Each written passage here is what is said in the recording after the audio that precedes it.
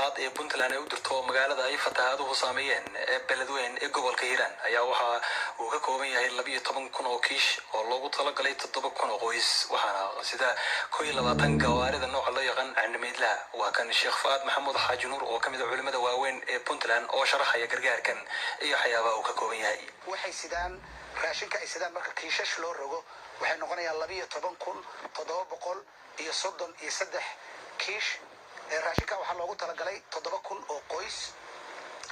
walba waxaa loogu talagalay in la siiyo 25 kilogram oo bariis 25 kilogram oo sokor 25 kilogram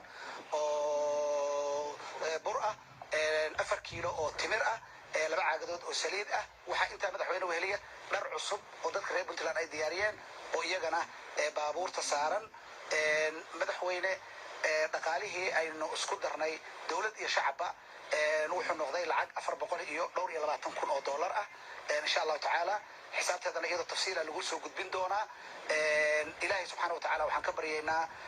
annagana inuu nooga dhigo sadaqadii wadi iyo geeri furatay ilaahay waxaan ka baryaynaa walaalaha reer Beledweyne inuu dhibaatada ka qaado dib dambana Allah subxaanahu wa tacaala uusan ku soo celin sidoo kale halkaasi waxaa ka hadlay wasiirka wasaaradda arrimaha gudaha federaalka iyo dimuqraadiyiinta Puntland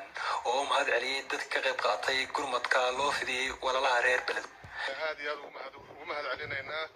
intii ka soo shaqaysay oo dawladdu ugu horeyso oo culimadu ku xigto oo dadka samawadayaasha ku xigaan oo dhalinyaradu ku xigaan isxilqamayaasha aadka u shaqaynayay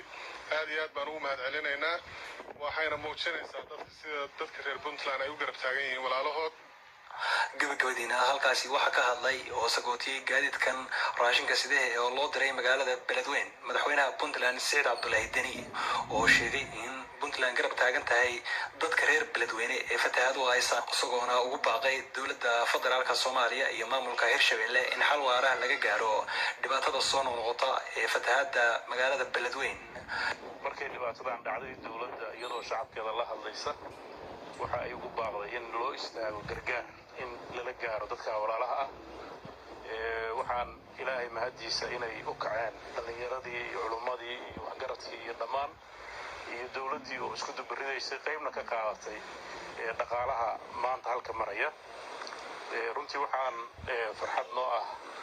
culimada iyadoo hogaaminaysay bulshada sida habsamida leh ee loo agaasimay hawshaan tan iyo maalinta bilaawata aan loo kala harsan oo wax walba oo hanti oo la haystay mid gaara iyo mid caama iyo mid ganacsi intaba ay halkaa ku baaba'een waan rajaynaynaa inay tani ka noqon doonto qayb ka mid ah waana rajaynayaa iyada oo maamulka Hirshabelle dawladda dhexe iyo dhammaan cid kasta oo jecel wanaagga in Beledweyne gurmadku uusan noqon cunto keliya aafadan soo noqonaysa in xal waara loo helo oo runtii si dhab ah dhibaatada intay meesha ka imaanayso loo xiro waa webi mar walba marna waa uu yaraadaa marna waa uu soo bataa laakiin sida dabiiciga ah way adag tahay webiyada adduunka oo dhan fatahaada noocan webiyadu markay karkooda gaaraan waxaa loo helaa xal iyo meelo ay biyaha ay u leexdaan marka waan rajaynayaa iyadana inay taas oo kaleeto ay mar damba nagu dhicin